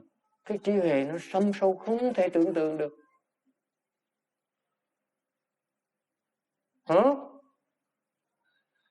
It's even better, Kimchi. You asked me.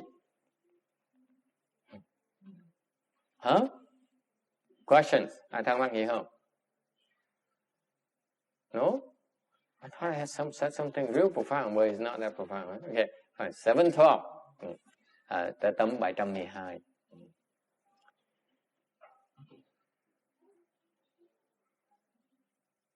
Okay. However, if you have true wisdom, nhưng điều quý vị phải nhớ, nếu quý vị thực sự có trí huệ, thì sẽ còn cái phân biệt giữa phàm phu với là thánh nhân. Then you no longer distinguish between, if you are truly wise, you will no longer distinguish between common or divine or sagely. The other people, they look at us and the divine. That's what we Buddhists call ordinary or sagely. That's where they're coming from. That's where we're coming from. The same kind of ideas. Nên quý vị thấy không? Khi người Phật giáo mình, cái khác biệt của người Phật Bồ Tát là các ngài không còn thấy phàm hoặc là thánh. Phàm thánh này không khác gì những người ngoài đạo, ta gọi là người chúng nhân gian với cõi trời. It's the same concept, same kind of distinction. The common and the divine, the common and the sagely. So, you see, that's why his question ties into this. Good question. Yeah, it helps you understand what this is about. Nghe để mà hiểu. The only difference, and this answers this question, the only difference between the ordinary and the inferior and superior is the existence of thinking. Cái sự khác biệt giữa cái tầm thường với cái đặc biệt là cái suy nghĩ. Có suy nghĩ là không. In Buddhism, You superior when, you sage, you wise when you don't think. Nên Phật giáo mình cái người có trí huệ là người không suy nghĩ. Without thinking, you're able to function. You're able to drive. You're able to fix problems. Okay, you're able to eat. Còn bên Phật giáo mình không cần suy nghĩ mà vẫn lái xe được, không cần suy nghĩ vẫn làm việc được, không cần suy nghĩ vẫn ăn uống được. Cái khác biệt chừng đó thôi, không cần suy nghĩ. Okay? Because if you strike a thought, tại vì nếu quý vị khởi một cái niệm lên, okay, there will be discrimination, sẽ có sự phân biệt, tức có nghĩa sẽ có cao, có thấp. What is discrimination? Đó. It is high and low, sage and ordinary. Tại vì phân biệt là sẽ phân biệt cao thấp, phân biệt phàm hoặc là thánh. Okay?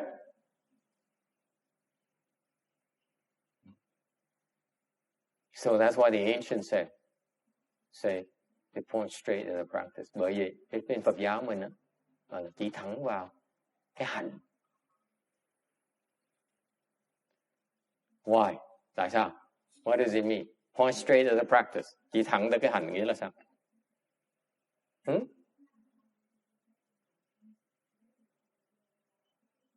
What does it mean? 中国人是什么意思？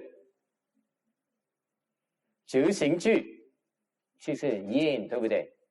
言，这个字是怎么说呢？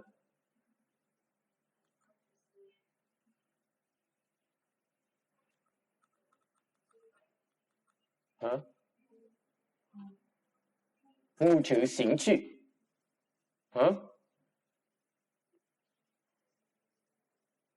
What does it mean? 是什么意思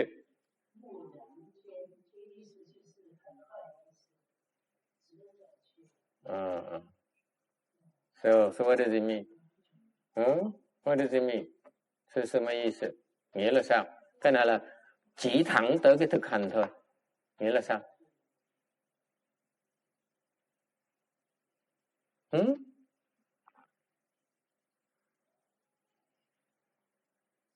Anyone?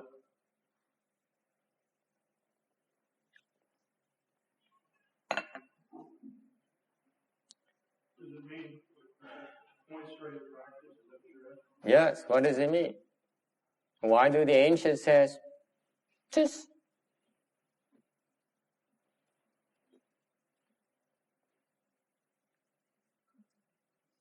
What does it mean?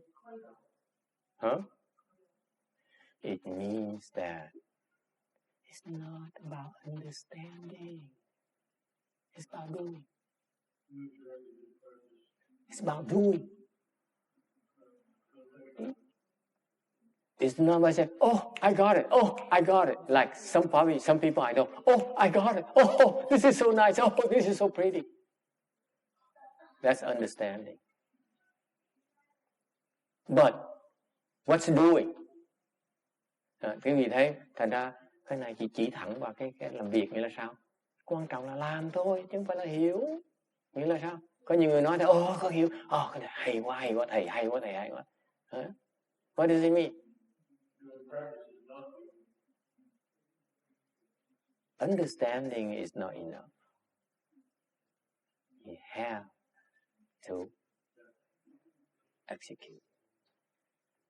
Thành ra hiểu luôn là chưa đủ. Hiểu thì phải làm. After you really understand, you have to execute. Sau khi mình hiểu, mình phải làm. Cái thực sự hiểu là cái làm, nhưng mà thực sự là cái hiểu. Because the true understanding is in executing, not in understanding. Okay? That's what the ancient says. You can talk all you want, but until you do it, I will not believe you. That you don't understand yet. Thành những cái cổ nhân đời xưa nói cho mỏi miệng cũng chừng đó thôi. Chỉ nào cái gì làm tôi mới tin. Dễ sợ không? Thành có những cái hàng người cái mở miệng nói thầy nghe thầy Very nice. Chỉ nói thôi. Tưởng là ông thầy sẽ nể. Không có đâu, ông thầy làm ông thầy mới nể, còn cái miệng nói ông thầy không cần biết luôn nữa.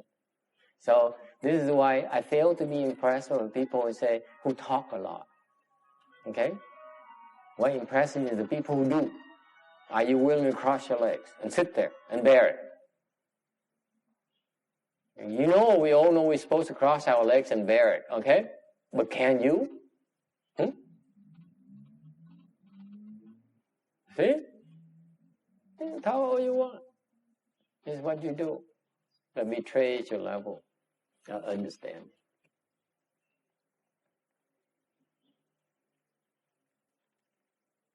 Questions?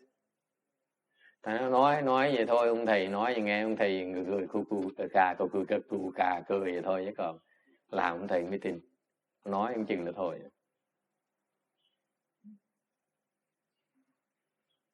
Yeah? Questions? Sao bây giờ? Tiếng ở tùng mà. Okay.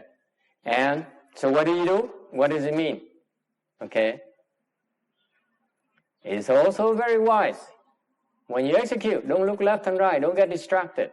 Rồi, lúc quý vị hành đó, lúc quý vị đang làm đó, mà quay thử quý vị có nhìn phải, nhìn trái không? Là có bị chi phối không? Okay? Whether you do it, what you do is consistent with the principle. Cái việc quý làm đó, nó có tương ứng với cái giáo lý không? Cái ý nghĩa là không? Okay? And what's important is not about the results, but which way you're going. Are you ascending? Are you reaching the loftiness? Are you going for the meaningful? Are you going for the long term? Cái hướng, cái thứ ba, cái phương tiện, cái quan niệm thứ ba, khía cạnh thứ ba là cái hướng, cái phương hướng. You see, people desert me all the time. Do I get afflicted? No! Look at this. They're leading me left and right. Oh, never mind. Don't look left and right. I understand the principles. You see how difficult it is? So, you see, the sense of direction. Because the sense of direction, if you have a sense of direction, you will not be affected by the short term. You will not be discouraged by the short term. Variation, vacillations. Thành quý vị thấy không? Nếu mình có biết cái định hướng rồi, cái phương hướng rõ ràng rồi, thì có nghĩa là quý vị sẽ không bị cái tạm thời nó chi phối. Okay? Yes, sir. Well, you will be. Yeah, you keep going anyway. And that's why you march forward. Thank you very much, sir. That's number 4. Bởi vậy, mình mặc dầu mình có buồn mới vui, mình vẫn tiếp tục đi như thường. That's more important. You keep on marching forward. Okay? Mặc dầu buồn vui, mình tiếp tục đi. Okay? The Sangha with great virtues, out of compassion, for the sake of this assembly and all living beings, please turn the wonderful Dharma wheel to teach us how to leave suffering, attain bliss and birth and death, and quickly realize non-birth. Hùng đến đại đức tận tình, vì thứ pháp hội cấp nhất thiết chúng sinh, kinh duyên diệu pháp luân giao đạo ngã mù, như liêu sanh thoát tư ly khổ đạc lạc.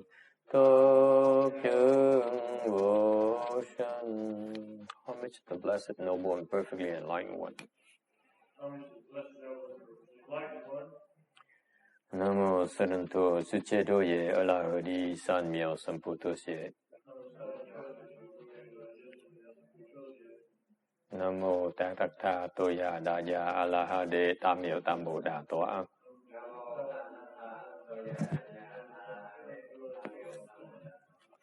The unsurpassed, profound, subtle, wonderful Dharma in 100,000 million aeons is difficult to encounter. Now that I've come to receive and maintain it within my sight and hearing, I vow to fathom the thus one's true and actual meaning. Wu shang sheng sheng wei miao fa bai jie wan jie nan zhao yu wo jin jian wan de xiao chi ye. The Sangha with great virtues out of compassion for the sake of this assembly and all living beings. Please turn the wonderful Dharma wheel to teach us how to leave suffering, attain bliss and birth and death, and quickly realize non-birth. Hùng đến đại đức tận tình, vì thứ pháp hội cấp nhất thiết chúng sinh.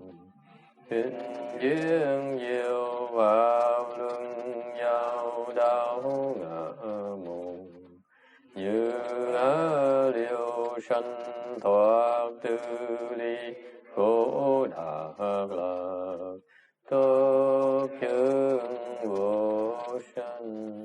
Homage to the blessed, noble, and perfectly enlightened one. Namo Saranto Suchedo Ye Alahadi San Miao Samputos Ye. Namo Tatakta Toya Daya Alahade Tamio Tambo Da Toa.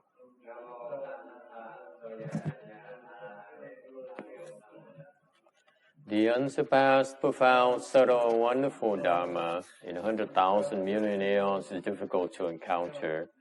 Now that I've come to receive and maintain it within my sight and hearing, I vow to fathom the thus one's true and actual meaning.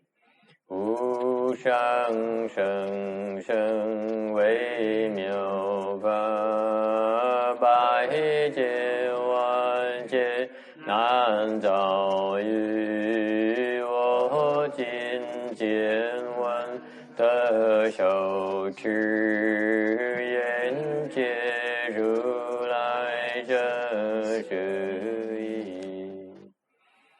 All Buddhas and Bodhisattvas remember 6 to 8 pure Venerable Shenhua, Venerable Shami, all good no advisors of Mitofo. 诸佛菩萨六祖师父上人各位上密各位上知识阿弥陀佛.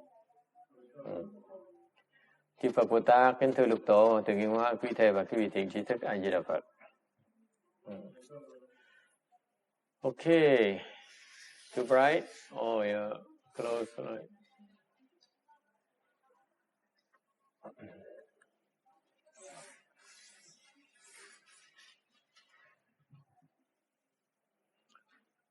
Today is the 9th of March 2013. We are in Rosemead to continue the discussion of the Vajra Sutra.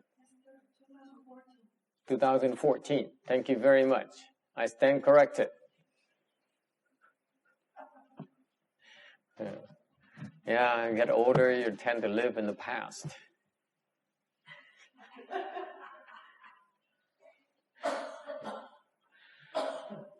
This is a text of those of you who just recently joined us. The Buddha says, it talks of Subhuti. He says, the existence of a self spoken by me is no existence of self. But common people take it as the existence of a self. Common people, when the Tathagata speak of, are no common people, therefore they're common people. First part is self and a common people. Self. There is a true self and a false self. Okay? The false self is what confuse people.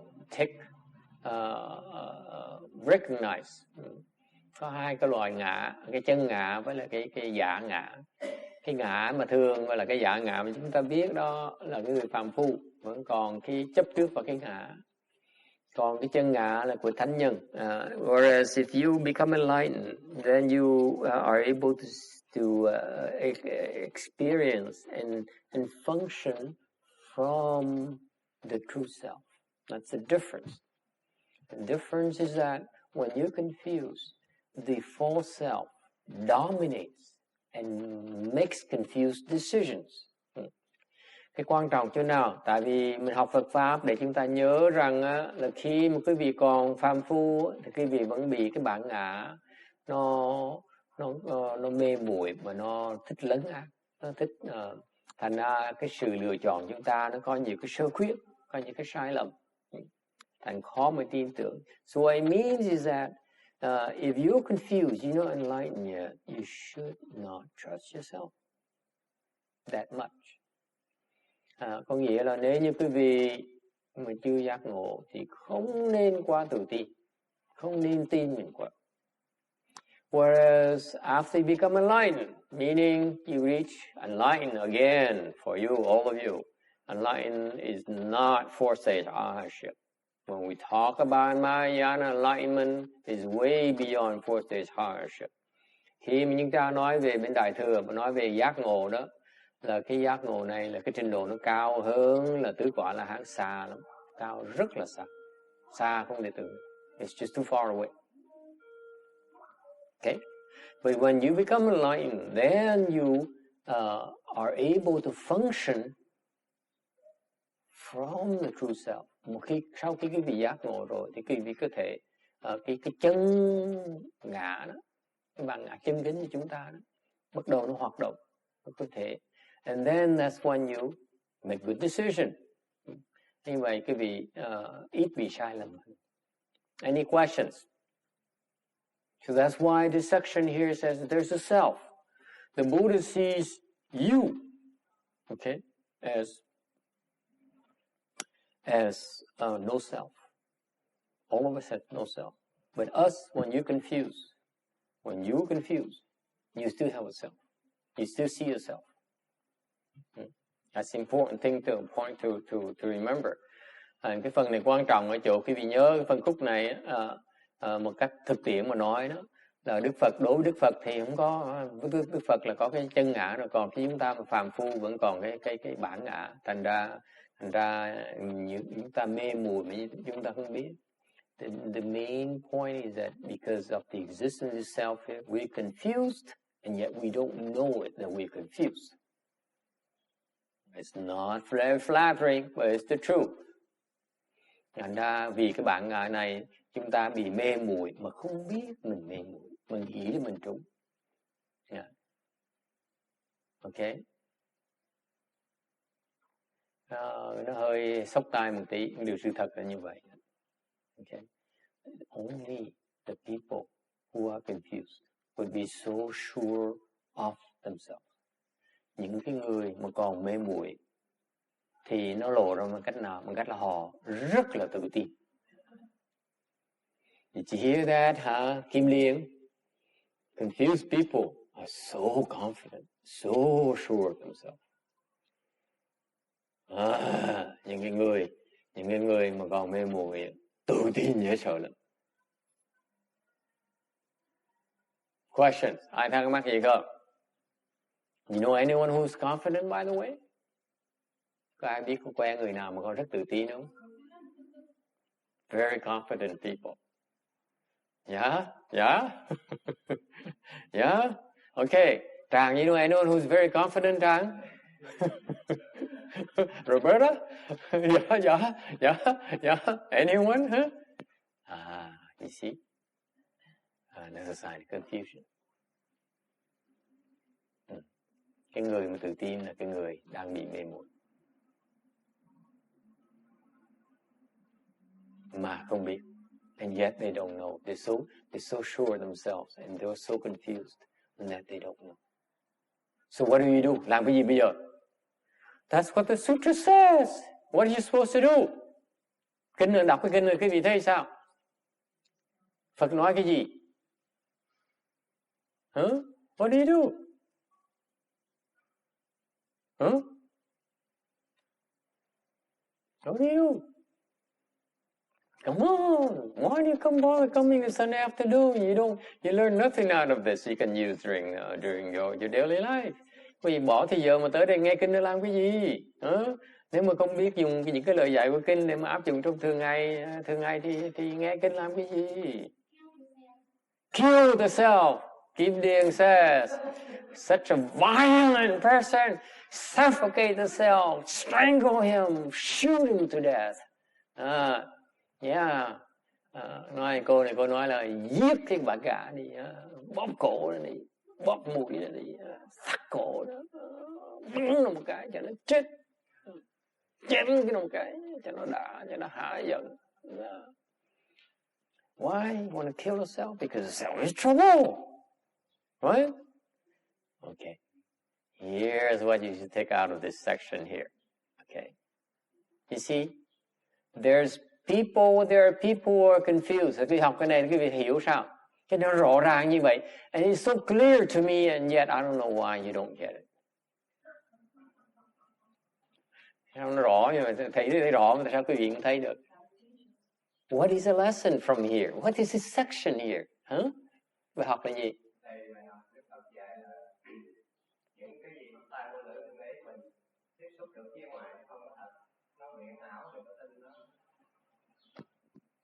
So?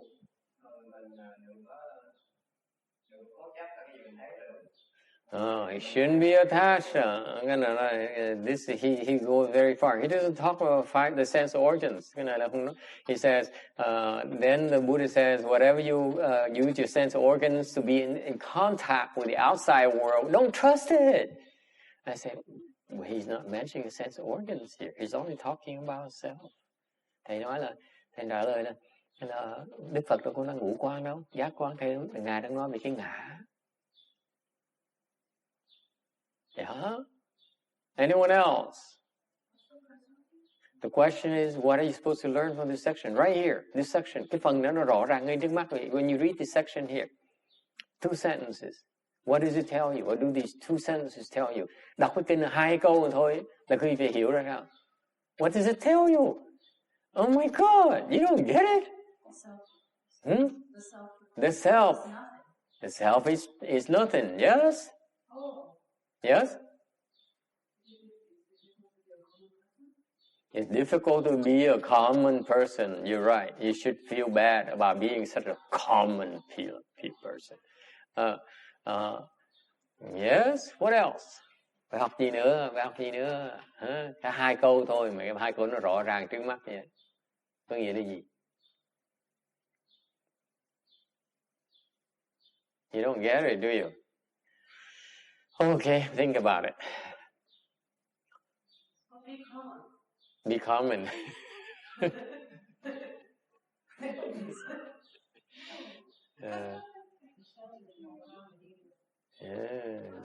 Don't be so attached to yourself. Đừng có chấp vào cái ngã như vậy. Right? The first thing is that clearly, don't be so attached to yourself. Cái học đầu tiên là đừng có chấp cái bản ngã như vậy. Don't take yourself too seriously. Đừng có nghĩ mình quan trọng cái đồ như vậy. Don't think you're the center of the universe. You know? No? It's false. Your perception of yourself as the center of the universe is false. That everyone revolves around you, everything revolves around you, is false. You look better after coming back from Korea. Must be Korean food. Yeah? No wonder all the men are now paying attention to you.